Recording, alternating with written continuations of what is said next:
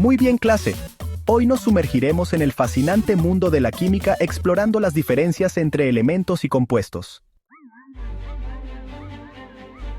Entonces, comencemos hablando de átomos y moléculas.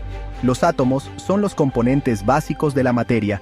Son las unidades más pequeñas de un elemento que aún conservan las propiedades de ese elemento.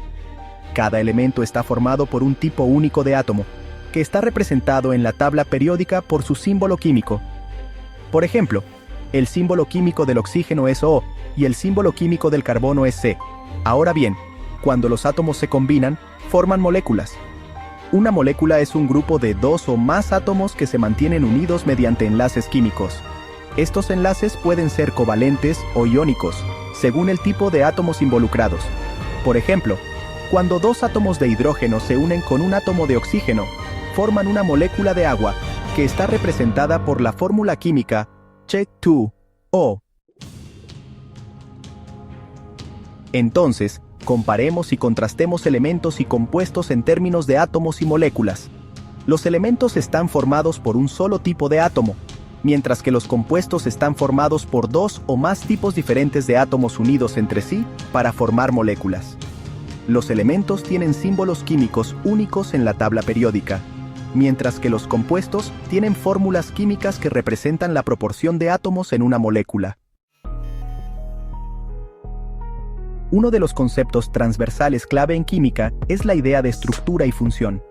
La estructura de los átomos y las moléculas determina sus propiedades y cómo interactúan con otras sustancias. Por ejemplo, la estructura de una molécula de agua le permite formar enlaces de hidrógeno con otras moléculas de agua, lo que le confiere al agua sus propiedades únicas, como la tensión superficial y el alto punto de ebullición. Otro concepto transversal importante en química es la idea de patrones. Al estudiar los patrones de la tabla periódica, podemos predecir las propiedades de los elementos y cómo reaccionarán con otras sustancias. Por ejemplo, los elementos del mismo grupo en la tabla periódica tienden a tener propiedades químicas similares porque tienen el mismo número de electrones de valencia. En conclusión, los elementos están formados por un tipo de átomo y se representan mediante símbolos químicos en la tabla periódica, mientras que los compuestos están formados por dos o más tipos diferentes de átomos unidos entre sí para formar moléculas, que se representan mediante fórmulas químicas. Comprender las diferencias entre elementos y compuestos es esencial para comprender la estructura y función de la materia en el universo.